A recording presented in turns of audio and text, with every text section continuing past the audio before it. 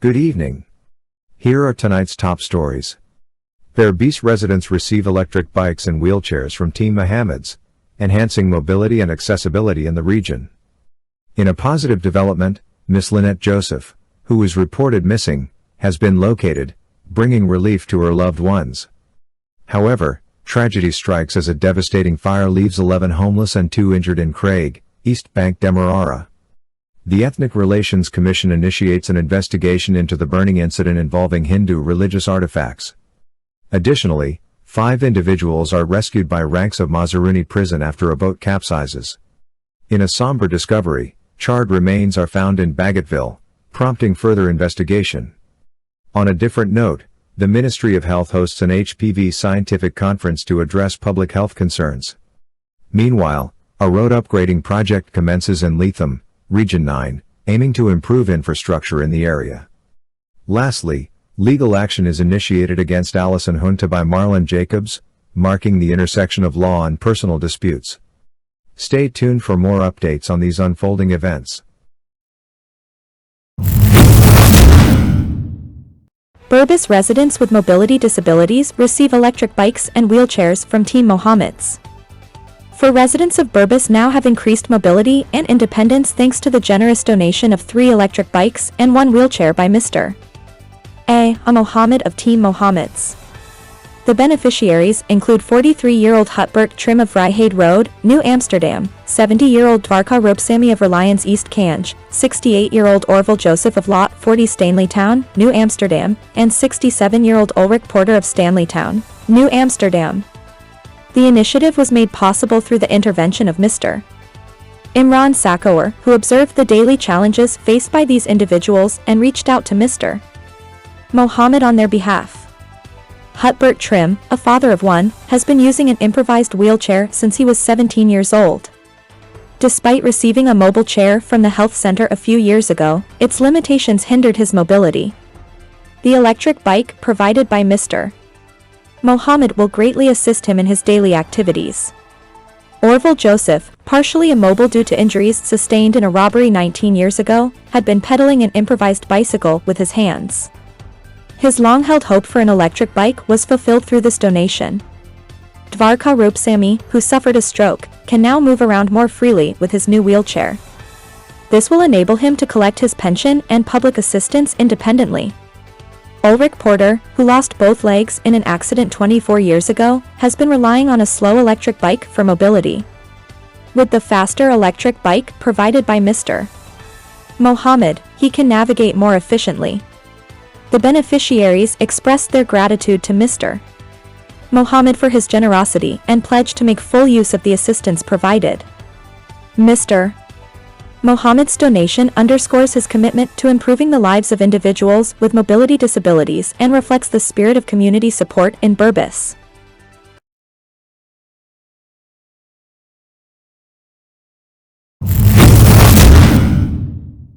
Missing person found safe. We are pleased to announce that Miss Lynette Joseph, who was reported missing earlier today from South Georgetown, has been located by her relatives. This confirmation comes from Action News Guyana, and we extend our gratitude to all who assisted in spreading the word and aiding in the search efforts. The family of Miss Lynette Joseph expresses heartfelt thanks to the members of the public who assisted in sharing information and raising awareness about her disappearance. Your support and cooperation were invaluable during this challenging time. With Miss Joseph now found safe and sound, the family appreciates the outpouring of concern and assistance from the community. Your swift response and willingness to help have been deeply appreciated.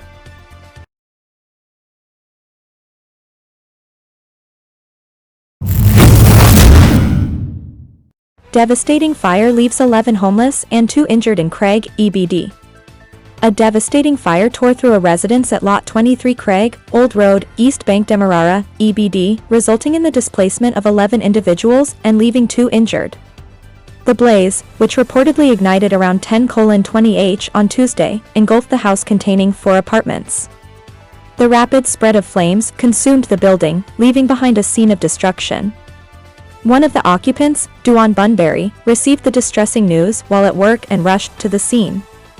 Upon arrival, she was confronted with the heartbreaking sight of her family's home consumed by fire.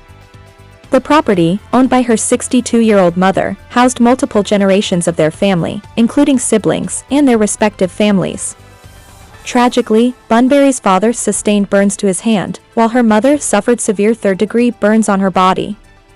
Eyewitnesses described the chaos as the fire rapidly spread, with one neighbor recalling being awakened by a deafening explosion. Initial confusion led to the realization of the unfolding tragedy. Emergency responders, including firefighters and concerned neighbors, swiftly reacted to the scene. Despite their courageous efforts, the fire ultimately destroyed the property. The cause and origin of the fire are currently under investigation.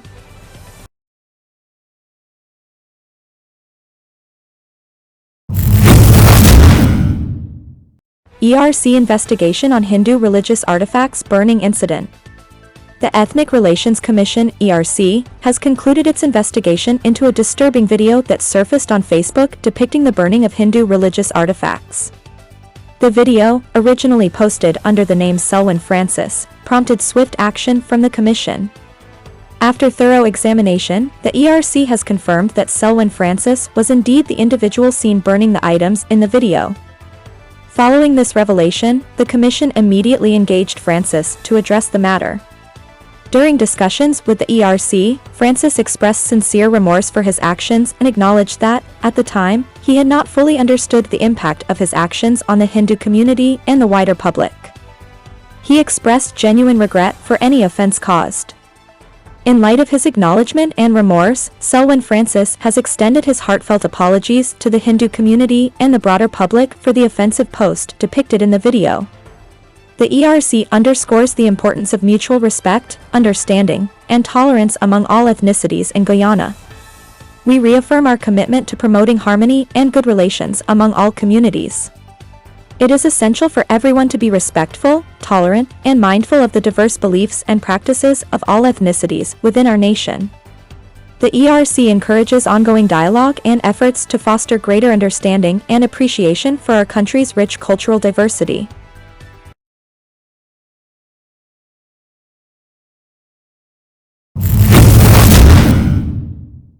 Five rescued by ranks of Mazaruni Prison after boat capsizes. Ranks from the Mazaruni Prison location rescued 5 minors following a boat mishap in the Mazaruni River, Region 7, Ukuyuni, Mazaruni. The incident occurred around 12:30 HRS today. Information revealed that the crew was transporting fuel to a mining camp located at Atabli.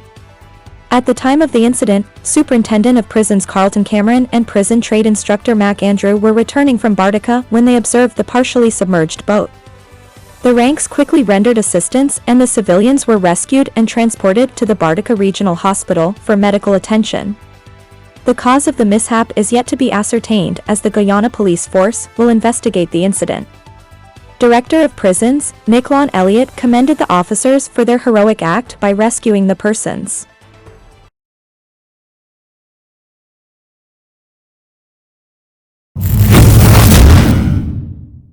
Discovery of charred remains in Bagotville. The charred remains, suspected to be those of a 22-year-old Bagotville resident known as Shaquille Jones, have been discovered in Cone Shop Street, La Grange, West Bank Demerara, WBD. The discovery was made on Monday, following an extensive investigation by the authorities. According to reports, the remains were found one day after a 16-year-old friend of the victim provided police with a detailed account of the incident, which occurred during a fruits raid in La Grange back in November 2023. The incident, initially believed to be an electrocution while scaling a fence during the raid, has now been classified as manslaughter by the authorities. Crime Chief Wendell Blanham confirmed that a 59-year-old farmer, believed to be involved in the incident, has been arrested.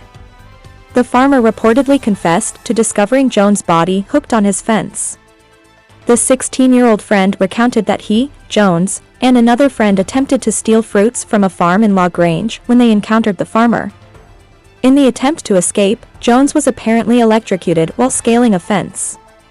Despite their efforts, they were unable to rescue Jones from the fence. Further investigation led authorities to the suspect's property, where human bones suspected to be Jones' remains were discovered in a clump of bushes. Additionally, remnants of burnt clothing and an electrical cable were found at the scene. The suspect informed police that he had installed the electric fence to deter theft on his property and had dismantled it after discovering Jones' body. The remains have been extracted for analysis, and the suspect remains in custody as the investigation continues. The authorities urge anyone with relevant information to come forward and assist in the ongoing investigation.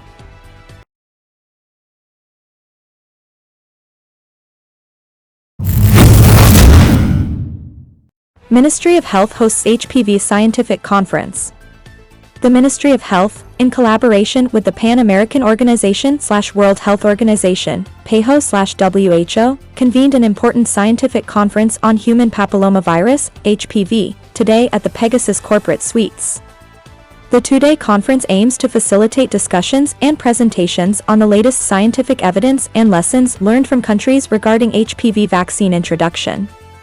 Participants will delve into the impact of HPV vaccination on reducing and preventing cancer, particularly cervical cancer, a leading cause of mortality among women worldwide. Key objectives of the conference include presentation of evidence-based findings on the effectiveness of HPV vaccination in reducing cancer incidence, reviewing global strategies for HPV vaccine implementation and identifying best practices, identifying attributing factors to successful cancer prevention initiatives, discussing strategies to enhance the uptake and coverage of HPV vaccination as part of comprehensive cervical cancer prevention and elimination strategies. Experts, researchers, healthcare professionals, and policymakers from various countries are gathered to exchange knowledge, share experiences, and explore innovative approaches to combating HPV-related diseases. The Ministry of Health underscores the importance of collaborative efforts in addressing the public health challenges posed by HPV and cervical cancer. By fostering dialogue and collaboration at events such as this conference, we aim to strengthen our collective resolve to protect the health and well-being of our communities.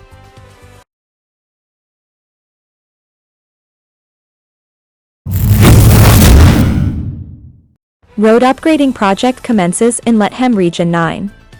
The residents of Lethem, Region 9, are set to benefit from significant infrastructure improvements as works have officially commenced on the stretch of road between Tabatinga Nursery School to the end of New Culvert City. Mr. Colin Henry, the sworn surveyor, initiated the project by lining up the road from the end of the asphalt at the Lethem Airport through the New Culvert City scheme. This marks a crucial step forward in enhancing the road network infrastructure in the region. The project, valued at $180 million, is being executed by R. Kassoon Contracting Services Limited, a reputable construction company known for its commitment to quality and timely delivery. The scope of the project includes upgrading a total of 1.451 kilometers of road to asphalt surface. In addition to road surfacing, the project includes the construction of 3 concrete culverts to ensure proper drainage in the area. This holistic approach aims to improve road safety, accessibility, and overall infrastructure resilience in Lethem.